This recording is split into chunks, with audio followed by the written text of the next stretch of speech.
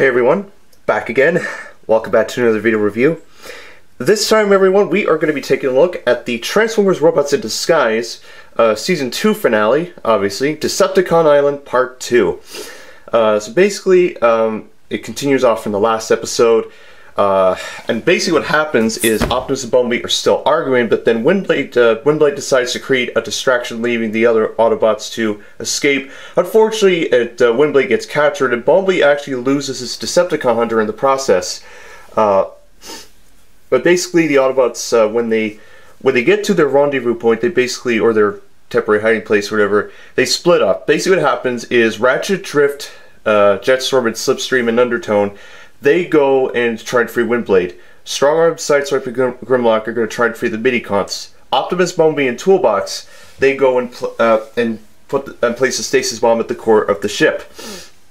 So basically, what happens is Ratchet, Drift, Undertone, Jetstorm, Slipstream, they encounter Overload, who has Windblade captured. But however, what happens is Overload, he basically takes down Ratchet, Drift, and everyone else without ease. But Jetstorm and Slipstream escape. Sideswipe, Strongarm, and Grimlock, they head to the main control panel, but they encounter Thunderhoof and Ground Pounder. And Ground Pounder, of course, he wants to.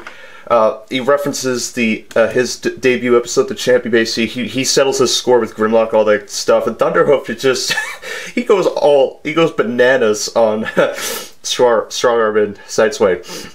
Meanwhile, Steeljaw, he has has Bumblebee's Decepticon hunter and the other two Decepticon hunters basically in his possession.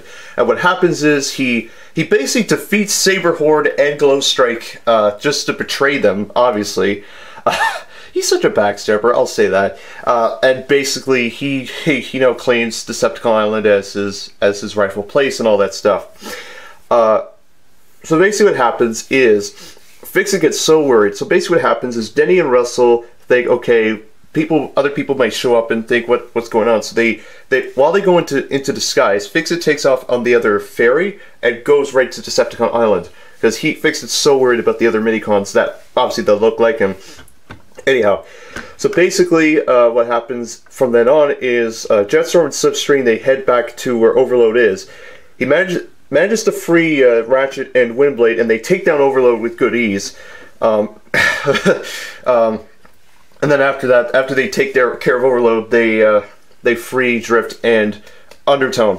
And Ratchet, it was so funny, he said, I needed that. I like that, it was so cool. I remember him saying that all the time in Transformers Prime. But anyhow, that basically, elsewhere, Thunderhoof is basically still going bananas on Strongarm and Sideswipe. Basically, he lives up to his name. He just, every time he stomps the floor, they just keep bouncing about like peas in a frying pan. We all know what a certain bus did that a long time ago. But anyhow, so basically what happens is Sideswipe gets, Strongarm actually pushes Sideswipe to the control panel, pushes a button, and it unleashes a screeching sound, and actually defeats Thunderhoof and Ground Pounder. I think that was the... Because basically, remember when Fix-It encountered Toolbox first time, he had these the Minicons that were captured by the Decepticons on the Alchemore. Basically, what happened is they had these inhibitor collars, which prevent them from transforming and all that stuff. So basically, it actually released the collars off of the Minicons as well. So, anyways, they do that. They take care of Ground Pounder and Thunderhoof, and that's them in a nutshell. But basically, what Bumblebee and Toolbox and Optimus, they head to the stasis. Well, they head to the core of the ship to place a stasis bomb, obviously. And basically, Optimus, he now realizes that Bumblebee is upset with him because basically, because Bumblebee is obviously being a little hard on himself, and Bumblebee outright explains to Optimus, okay, what's he's like, he knows, I know Steeljaw well, and you gave me the advice, all that stuff, and Optimus, he admits it, but, he admits, he apologized and all that stuff, but basically what happens, they place the stasis bomb, but Steeljaw actually meets up with them. He combines all three Decepticon hunters, and pretty much he armors up, much like, similar to how Bumblebee, Sideswipe, and Strongarm did at the end of Season 1 when they defeated Megatronus. but anyhow, Steeljaw gets all armored up, and basically he just is he is no match for basically Optimus and Bumblebee are no match for Steeljaw, and basically Steeljaw just beats them up. I'm not even kidding. And and he even knocks out Bumblebee, which is pretty intense too. But basically what happens is Fix-It gets onto the Alchemor, the rest of the Alchemor. He encounters the Minicons. One of them falls over.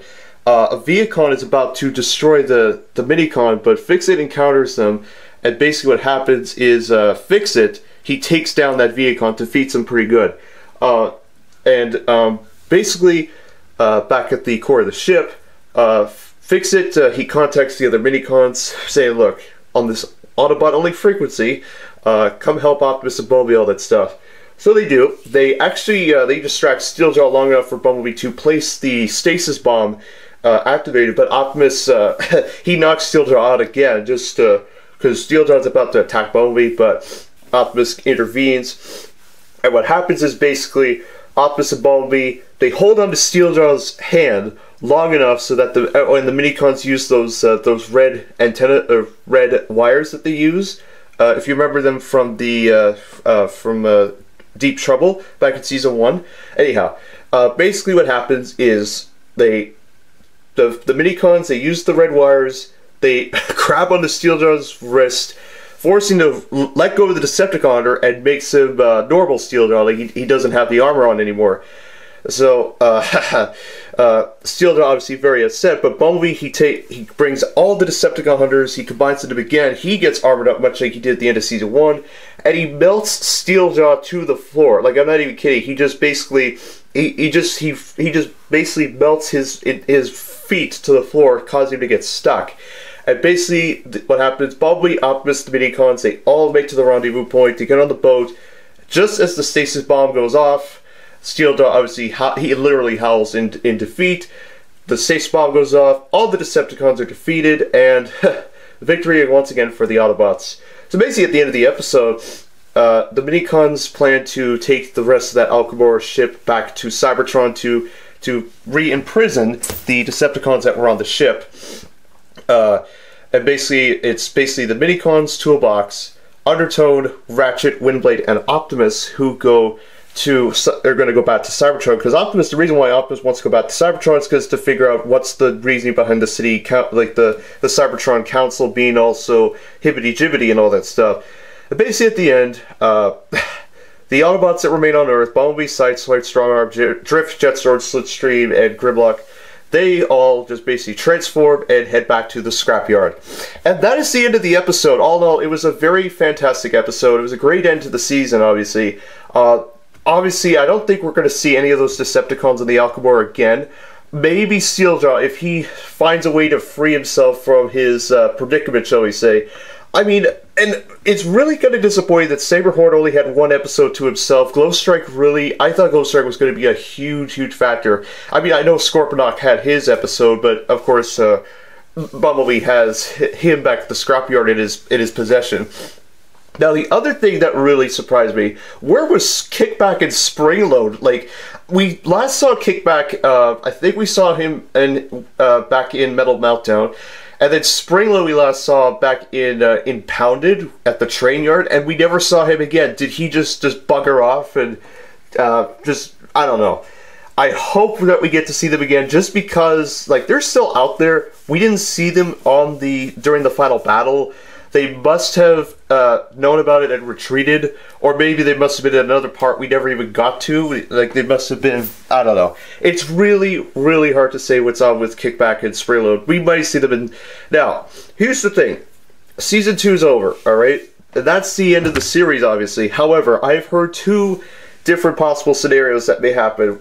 Obviously, I've heard there is going to be, much like Transformers Prime, there is going to be a film just to end the series. But I've also heard there's a season 3, and that's also going to be in the fall. I don't know if that is true or not. We're going to get a season 3. If we do, great. If we don't, that's okay. I think the film, the 3-episode film should do justice. But if we do get a season 3, I will be interested in that, because we haven't seen any of, like, we didn't see like, hopefully in the season 3 we get to see, like, some of the other Transformers Prime characters. We didn't get to see RC, Bulkhead, Ultra Magnus, Knockout even. I mean, yes, we saw Knockout cameo and then Pounded, but was that really him? Also, where's, like, Megatron needs to be a huge factor in season 3, and the fact that maybe he'll be an Autobot, maybe, who knows? Where's, like, Starscream, Predaking in the Predacons?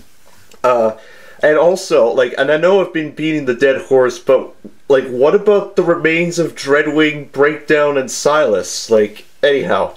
Like, it'd be nice to see, but anyhow.